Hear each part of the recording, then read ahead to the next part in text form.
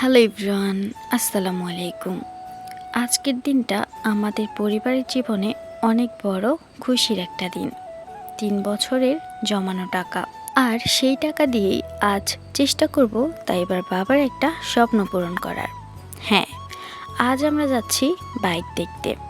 সাথে আছেন আব্বু, তাইবার বাবা আর আমি।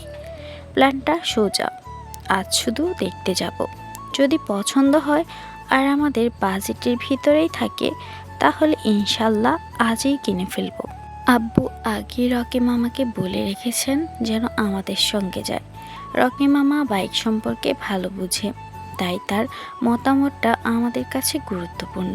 রাস্তাঘাটে এখন জ্যাম একটু বেশি।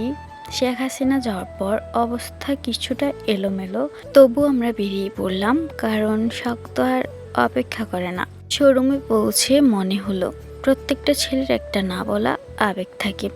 নিজের একটা বাইক হবে, যে বাইকে করে সে তার বউ আর সন্তানকে নিয়ে ঘুরবে, নির্বিঘ্নে চলবে যেখানে খুশি যখন খুশি। ও খুব খুশি ছিল। ওর চোখে মুখে ছিল একরকম উত্তেজনা। ঘোরাঘুরি ভীষণ পছন্দ করে, আর বাইক মানেই তো আরো বেশি ঘোরাঘুরি, আরো বেশি আনন্দ। এবার বাবা একটার পর একটা বাইকে চড়ে ট্রায়াল দিচ্ছিল। আমরা সবাই মিলে বাইকগুলো দেখছিলাম। আব্বু আর রকি মামা বিক্রেতার সাথে কথা বলছিল। কিন্তু কপাল, এখানকার কোনো বাইকই আমাদের পছন্দ হলো না। আর যেগুলো পছন্দ হলো সেগুলো বাজেটের বাইরে, তাই শেষমেশ খালি হাতে ফিরে আসতে হলো আমাদের। তবুও মন খারাপ হয়নি, কারণ স্বপ্ন একদিন ঠিকই পূরণ হয়। আর হ্যাঁ, কিছুদিন পর আমরা একটা বাইক কিনেছিলাম, হুন্ডা এক্সপ্লেড।